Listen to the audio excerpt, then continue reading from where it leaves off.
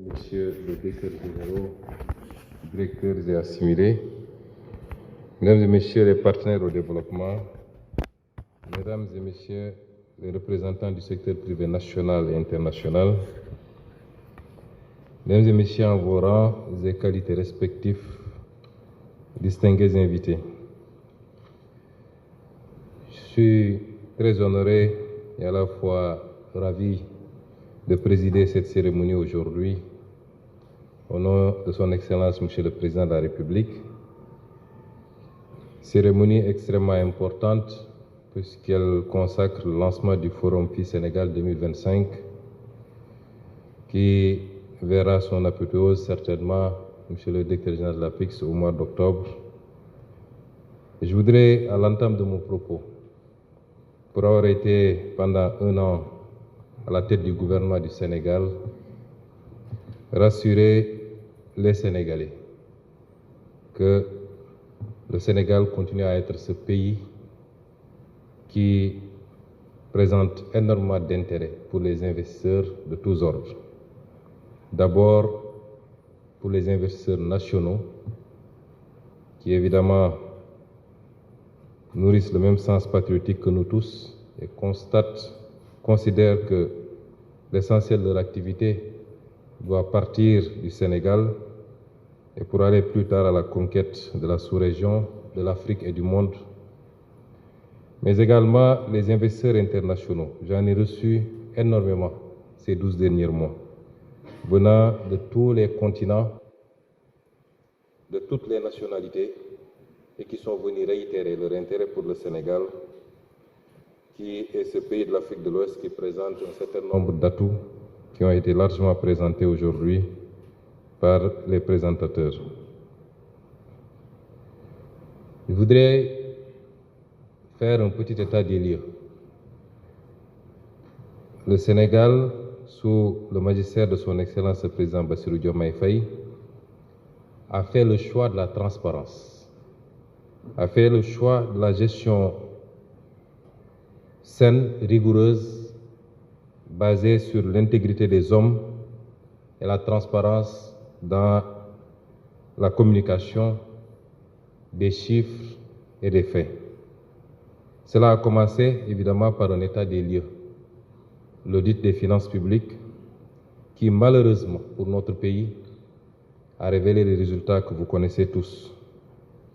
Une dette qui était de 20 points supérieure à ce qui était annoncé et un déficit de plus de 10 points par rapport aux chiffres qui étaient initialement annoncés. L'ex-ministre secrétaire général du gouvernement, aujourd'hui ministre d'État chargé du suivi du pilotage, l'a rappelé. Nous aurions pu, comme les régimes passés, faire la politique d'Autriche, cacher ces chiffres et continuer ce qui a été fait jusqu'à présent.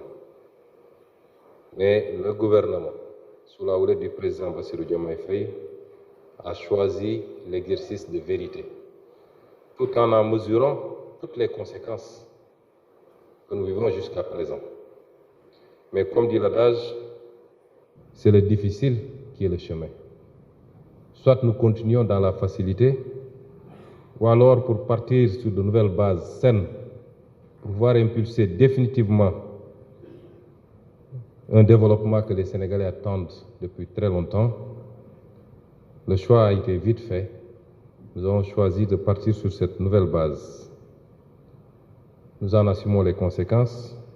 Le programme avec certains bailleurs multilatéraux et particulièrement le Fonds monétaire international a été suspendu depuis 1 an. Depuis 1 an, aucun décaissement n'a été fait au profit du Sénégal, mais le Sénégal est encore debout. C'est un message très fort. C'est un message très fort que nous devons décrypter. Nous avons les capacités et les moyens de compter d'abord et principalement sur nous-mêmes. Nous n'avons pas encore impulsé toutes les mesures d'accompagnement et très prochainement, je présenterai au nom du gouvernement le plan de relance. Beaucoup d'idées ont été émises ici de la part de certains intervenants, sont prises en compte par ce plan de relance, notamment sur les paradigmes du financement de notre développement. Notre combat politique pendant 10 ans a été de dire que le développement doit être d'abord et surtout endogène dans son financement, dans ses déclinaisons, mais également dans la participation citoyenne. C'est aujourd'hui ces idées que nous expérimentons. Et je dirais que cela n'exclut pas la possibilité ultérieurement de trouver un accord avec tous les partenaires, parce que rien ne peut justifier aujourd'hui que ces accords ne se fassent pas, si ce ne sont des considérations politiques et qui seraient liées certainement à notre volonté d'assumer notre souveraineté.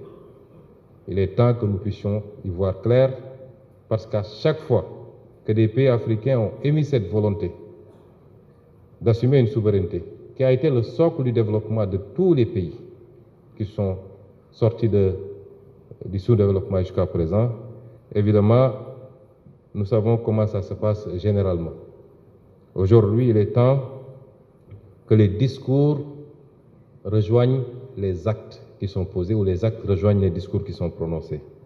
Et le Sénégal doit être accompagné parce que l'exercice auquel nous sommes livrés fait du Sénégal un laboratoire qui doit inspirer tous les pays, particulièrement d'Afrique, pour les pousser à se livrer aux mêmes exercices et pour que chaque pays puisse partir sur de nouvelles bases. Nous avons également pris le temps de concevoir un référentiel qui est salué aujourd'hui par tout le monde, d'abord au niveau national, par tous les acteurs, société civile, secteur privé, tous les secteurs socio-professionnels, mais le citoyen lambda, mais également un référentiel qui a été plébiscité quasiment par tous nos partenaires, bilatéraux comme multilatéraux, qui considèrent qu'il s'agit d'un bon document qui, s'il est appliqué, pourrait permettre de faire des bons qualitatifs dans l'intervalle de 25 ans qui a été fixé. Et comme l'a rappelé tout à l'heure M. le ministre secrétaire général du gouvernement, pour pouvoir être au service des populations, notamment en nous sortant de l'extrême pauvreté et de la pauvreté pour la grande majorité de cette population. C'est le lieu de féliciter tous ceux qui ont participé à la conception de ce référentiel, qui a été fait par l'expertise sénégalaise, exclusivement par l'expertise sénégalaise, publique, à travers mes collaborateurs au niveau de la primature, sous la houlette de M. Alaminoulo, mais également privé, et c'est lié de féliciter également le cabinet performance de M. Victor Ndiaye, qui ont travaillé à élaborer ce document. Il nous faut maintenant passer à l'application. Et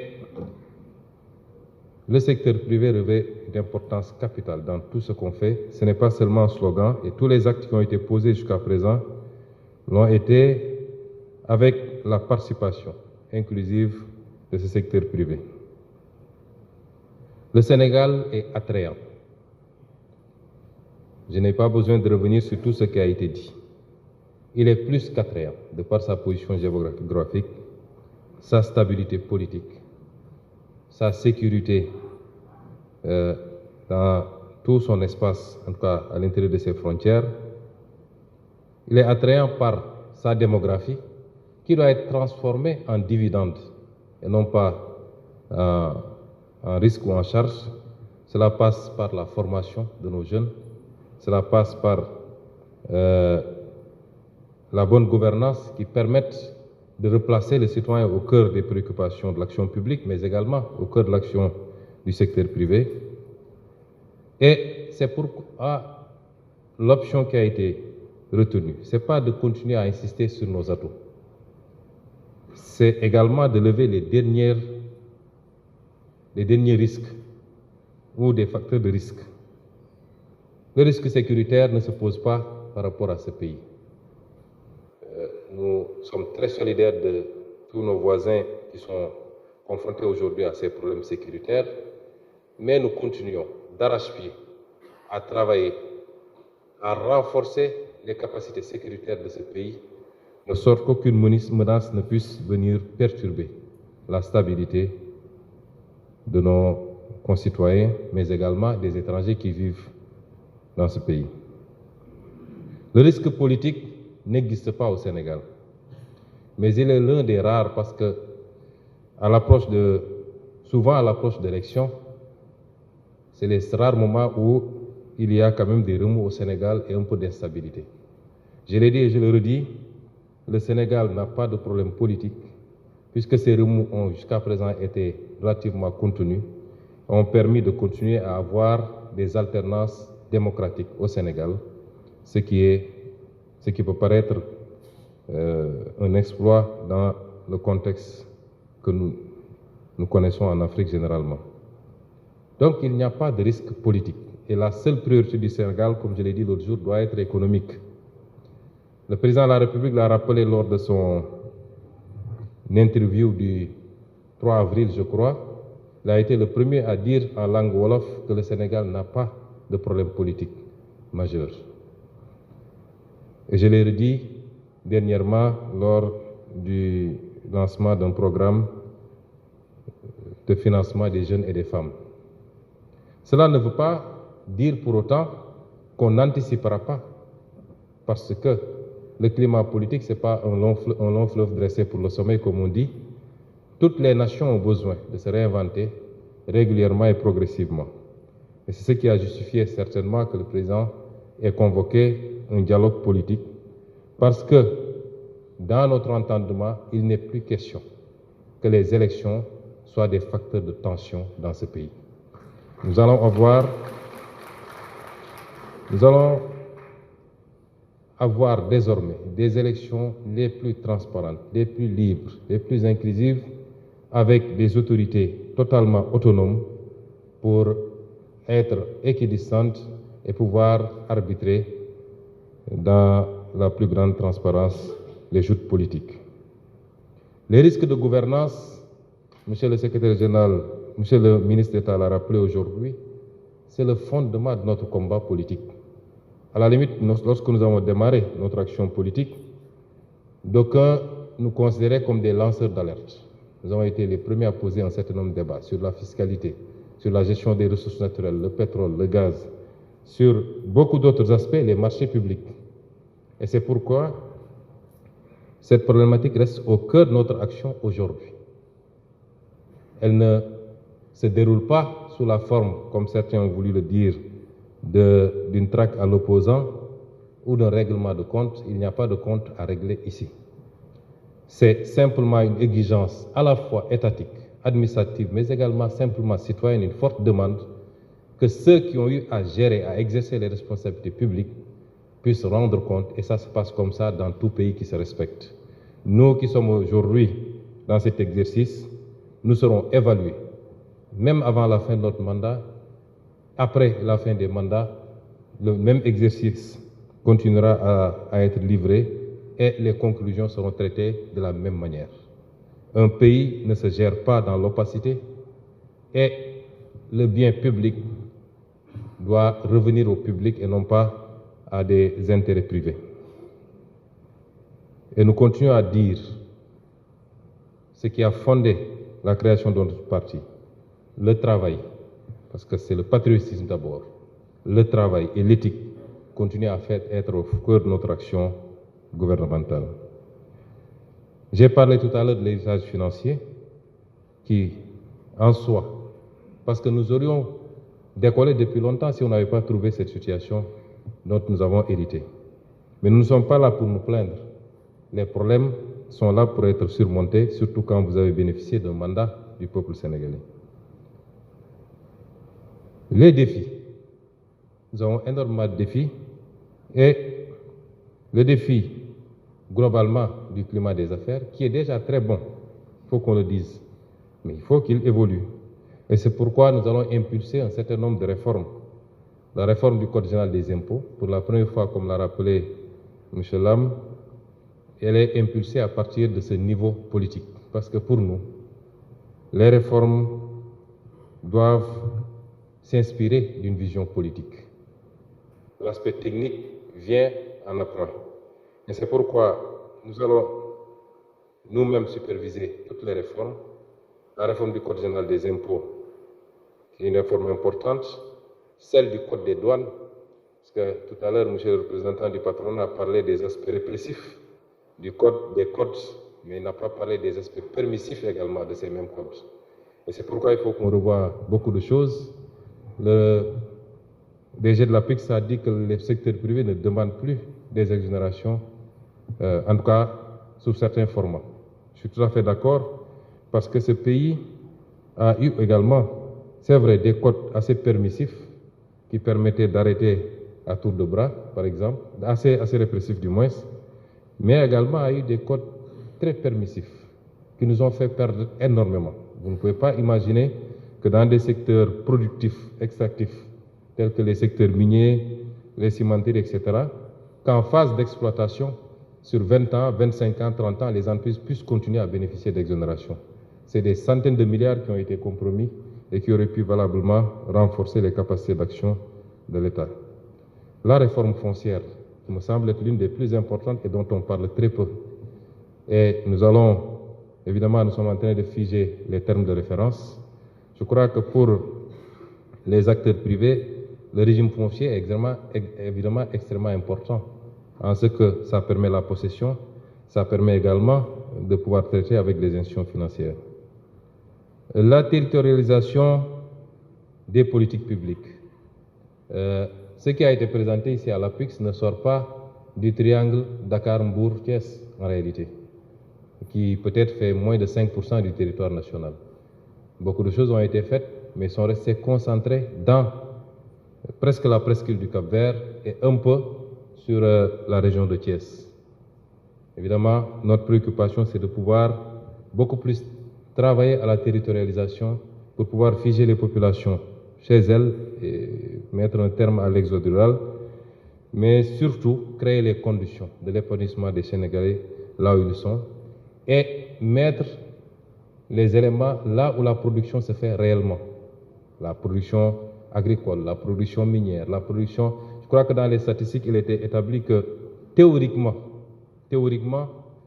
le pôle, sur les 8 pôles, le pôle qui avait théoriquement le PIB par tête d'habitants le plus élevé, c'est le pôle sud-est, à cause des secteurs extractifs, le secteur minier et la faible densité au kilomètre carré.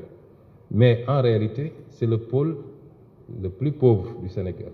Le plus fort taux de pauvreté du Sénégal se trouve dans ce pôle. Ça veut dire qu'il y a un problème sérieux. Et la territorialisation, couplée à nos options très fermes de maintenir la production au Sénégal. Production, extraction agricole ou toute autre production halieutique, mais de pouvoir transformer ici, dans ce pays. Cette option, elle est irrévocable. Nous sommes très ouverts et nous continuons à appeler nos partenaires, comme l'a dit tantôt l'un des présentateurs, le Sénégal n'est qu'une porte d'entrée et une porte de sortie également. Parce que comme on l'a dit, nous sommes à 6 à 7 heures de vol du continent américain, du continent européen, mais c'est une porte d'entrée sur un marché de 400 millions d'habitants, le marché de la CEDEAO. Et c'est pourquoi nous avons besoin des investisseurs. Au-delà de ce que peuvent faire les nationaux, qui auront tout notre soutien, nous avons besoin des investisseurs étrangers. Mais ce dont nous avons besoin désormais, c'est de capitaux et de technologies. Ce n'est pas de prendre les matières brutes et de les exporter, de les sortir du pays. Nous avons besoin de capitaux, nous avons besoin de technologies pour pouvoir transformer localement, distribuer dans le marché africain, mais pouvoir distribuer également à travers le monde. Toutes ces réformes sont importantes, nous y travaillons. La stabilité sociale dont a parlé tout à l'heure le représentant du patronat, ça a été un chantier que nous avons pris sur nous et sur commande du président de la République, ce qui a abouti à la signature le 1er mai du pacte de stabilité sociale. Nous allons, dans la transparence, avec nos partenaires, continuer à travailler à renforcer cette stabilité. Le Sénégal est un pays démocratique, où les opinions s'expriment, où les droits et libertés s'expriment également. Et parmi ces libertés, il y a la liberté syndicale, qui fait que nous devons beaucoup travailler avec les partenaires pour asseoir cette stabilité. J'ai parlé de la stabilité politique. Comme je l'ai dit, ce n'est pas un besoin, Ce n'est pas une urgence, mais c'est justement quand ça se présente sous cette forme qu'il faut prendre les devants pour réunir tous les acteurs et anticiper sur éventuellement les problèmes futurs. Et l'un des derniers défis que je veux soulever ici, qui est un défi extrêmement important, je le dis et je le redis. En tout cas, moi, en tant que Premier ministre du Sénégal, l'un de mes principaux combats, pour ne pas dire le principal, c'est le défi énergétique. Personne ne peut développer sérieusement et durablement un pays s'il ne gagne pas le pari énergétique. Et aujourd'hui, toutes les conditions sont réunies pour que le Sénégal puisse gagner ce pari énergétique. L'énergie coûte cher au Sénégal, elle n'est pas disponible et ça pose problème. Comment pouvez-vous industrialiser sérieusement un pays si vous ne gérez pas cette question? Je me suis amusé hier à demander un petit travail un travail comparatif sur les coûts de l'énergie et vous verrez que selon les segments, nous sommes troisième le plus cher, ou deuxième le plus cher, ou quatrième le plus cher, en fonction des offres.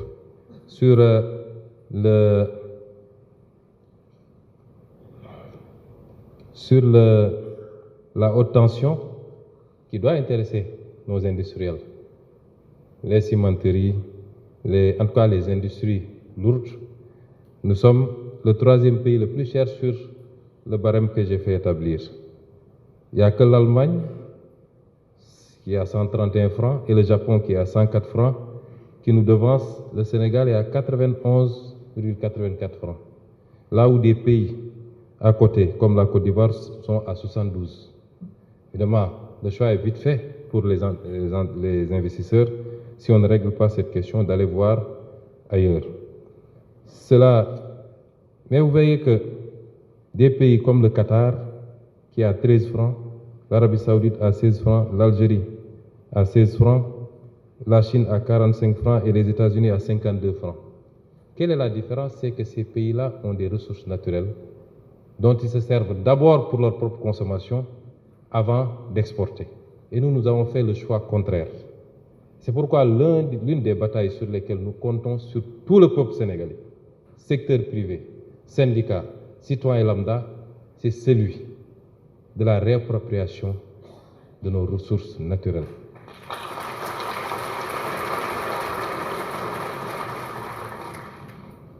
Le Côte d'Ivoire utilise le gaz qu'il produit. La Côte d'Ivoire, du moins, utilise le gaz qu'elle produit. Tous les pays que j'ai cités utilisent le gaz et le pétrole qu'ils produisent chez eux. Nous, au Sénégal, le régime précédent avait fait l'option de laisser liquéfier et exporter le gaz que nous devons produire. Alors que nous en avons besoin pour casser complètement, évidemment dans un mix énergétique où nous comptons également sur les énergies renouvelables, mais qui ne peuvent, à mon avis, dépasser les 30% de production. Où est-ce que vous allez trouver les 70%? Or, l'énergie la plus accessible et la moins polluante pour les énergies fossiles, c'est le gaz dont nous disposons aujourd'hui à GTA, avec la possibilité maintenant de faire des extensions Yakar Teranga, qui a une capacité beaucoup plus importante. 33 MFCF, c'est très peu, ça suffit juste à alimenter une centrale, c'est-à-dire celle de Ndal Énergie. On a besoin d'implémenter une quinzaine, une vingtaine de centrales de 300 MW pour atteindre notre objectif de 10 000 MW à l'horizon 2050. Et ça passera par une réappropriation de nos ressources naturelles et singulièrement du gaz naturel. Nous sommes sur ce travail-là et j'ai pu vous assurer que par la grâce de Dieu, nous aurons les résultats attendus par le peuple sénégalais, sans pour autant que cela induise une rupture avec nos partenaires qui ont effectivement beaucoup investi dans ce secteur et qui méritent de pouvoir bénéficier de leur investissement.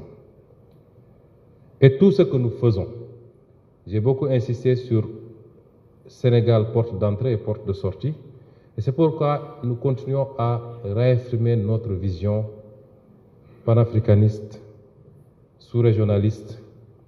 Nous travaillons à renforcer les partenariats. Au moment où je vous parle, son Excellence le Président de la République est en Guinée-Bissau.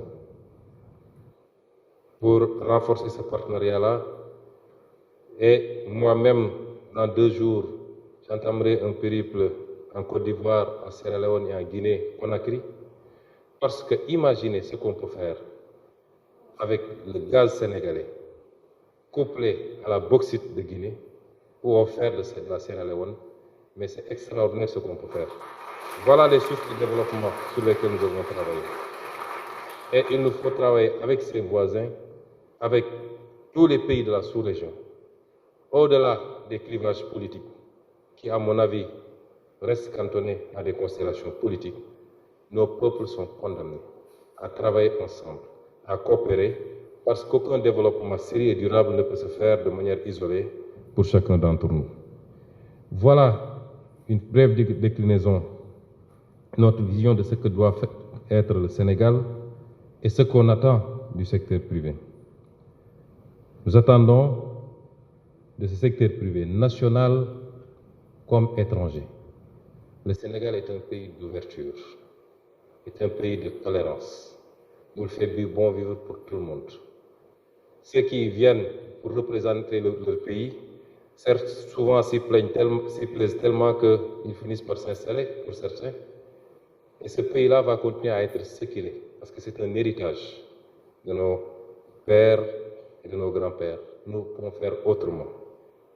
Il faut juste en faire un pays où il fait mieux vivre encore, parce qu'un pays sur les rampes du développement, un pays qui, sur la base d'une croissance soutenue, sur la base d'une richesse mieux redistribuée, mais sur la base d'une sécurisation des investissements, d'où qu'ils viennent, soit un pays encore plus agréable à vivre. Et c'est ça la mission de notre gouvernement, et c'est ça l'ambition du président Bassirou Diomaye Faye.